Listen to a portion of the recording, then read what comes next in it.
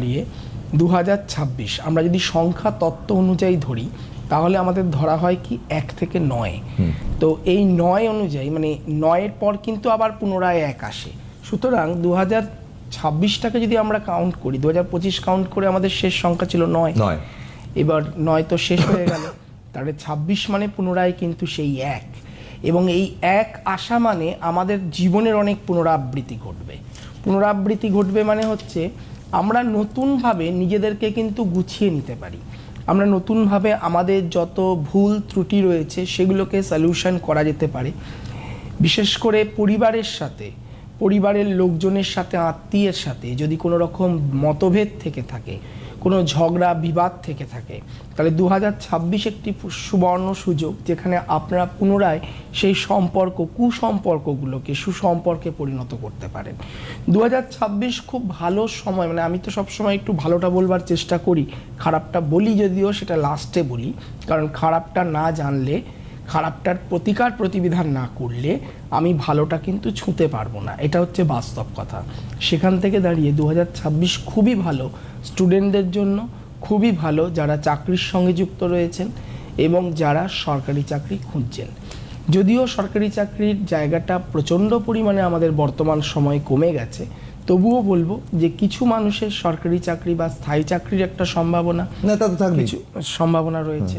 কিছু মানুষের যারা ব্যবসা, এডুকেশনের সাথে যুক্ত, পড়াশোনার সঙ্গে যুক্ত, তাদের এই সময় কিন্তু যদি পরিশ্রম করে তাহলে ভালো ফল পাওয়ার সম্ভাবনা রয়েছে।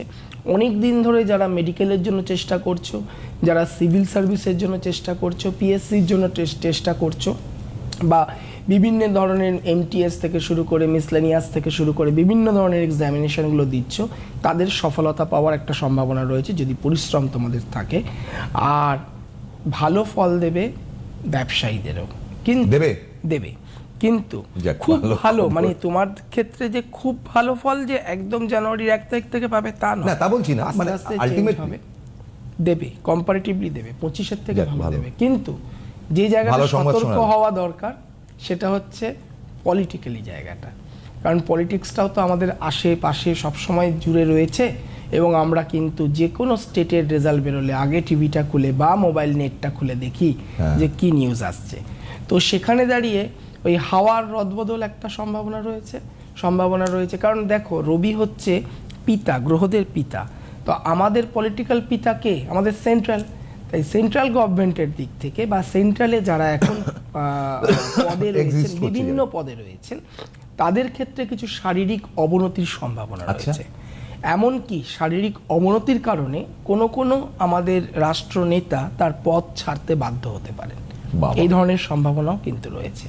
সুতরাং 2026-এ অনেক রকম খেলা আমরা দেখতে পারবো, তাই খেলায় আমাদেরকে যুক্ত হতে হবে, আমাদেরকেও খেলোয়াড় হতে হবে।